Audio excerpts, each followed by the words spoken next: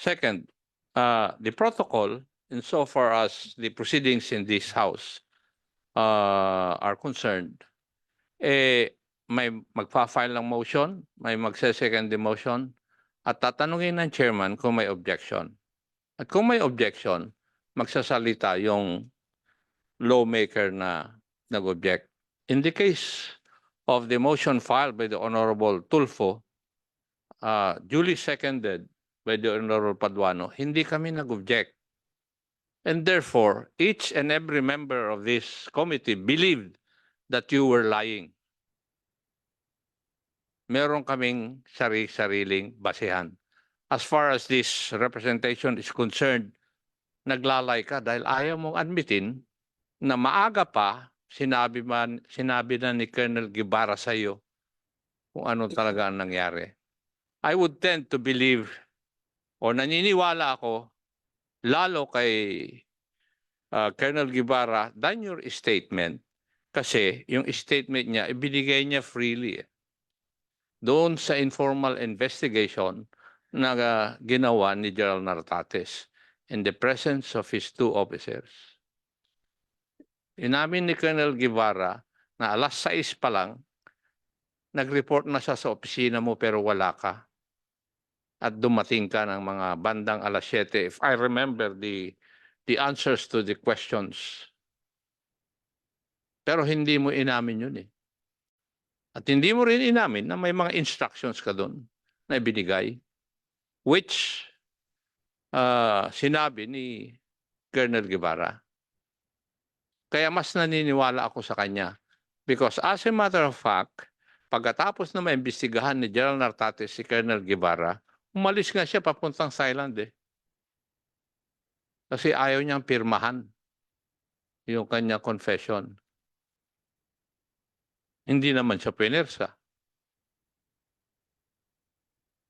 So this representation believe na mas nagsasabi ng katotohanan si Colonel Guevara kaysa sa iyo.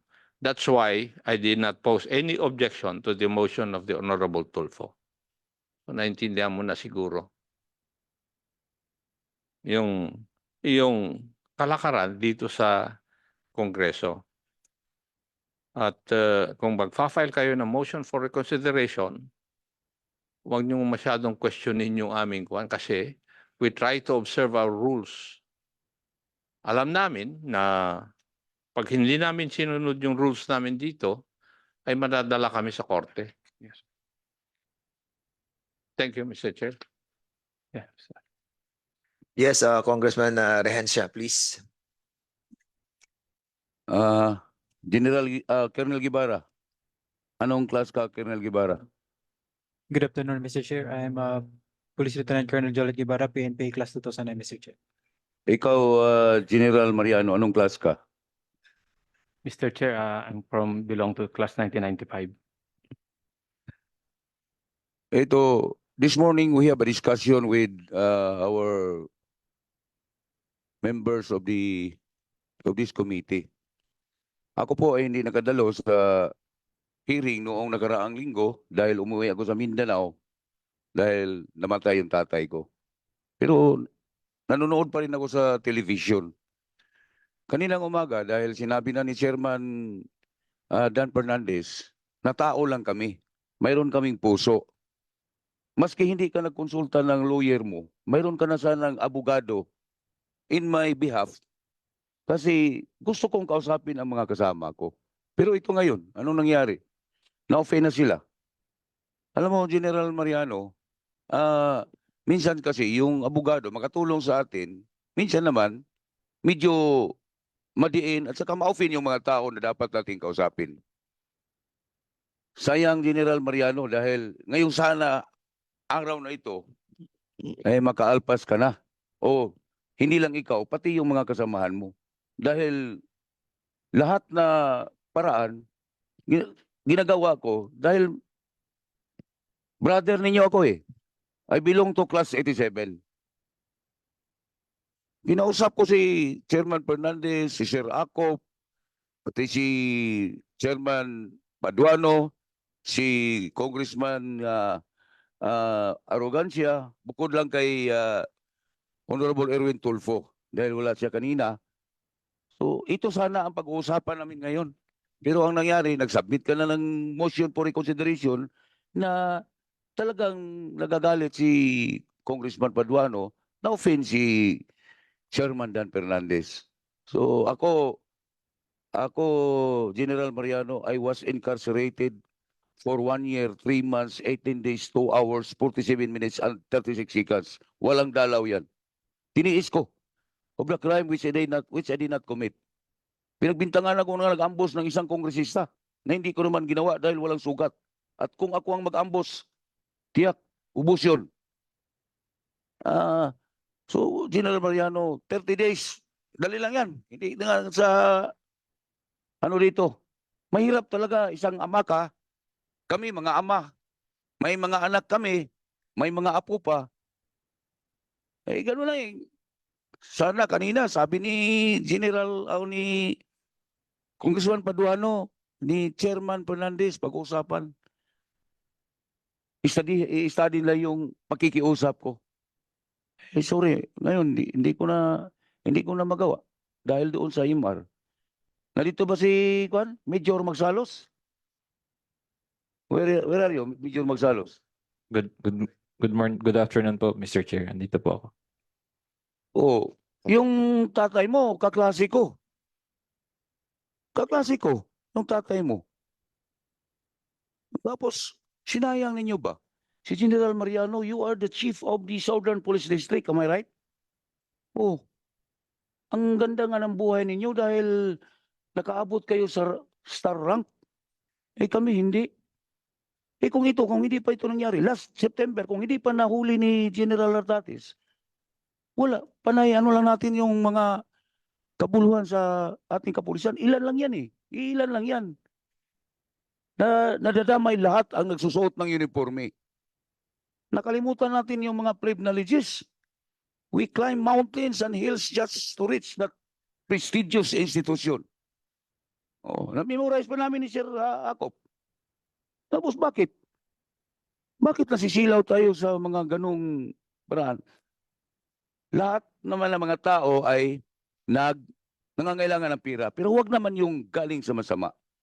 Mahirap ang karma. Hindi ikaw ang mag-suffer sa karma.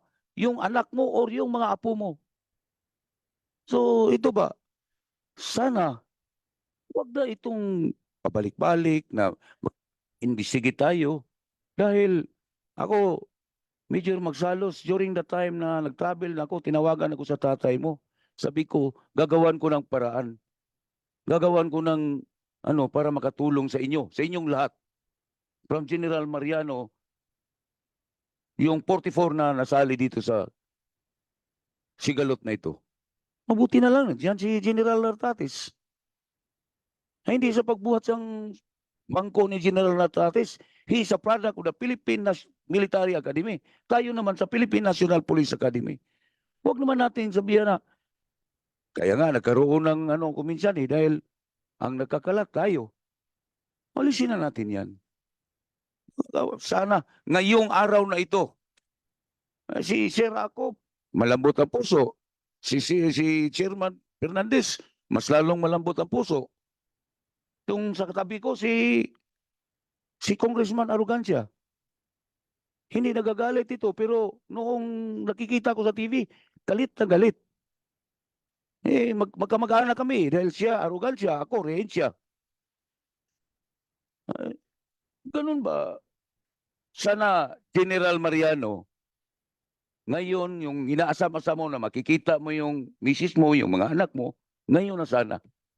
Pero wala na akong magawa. Sorry. That's all, Mr. Chair.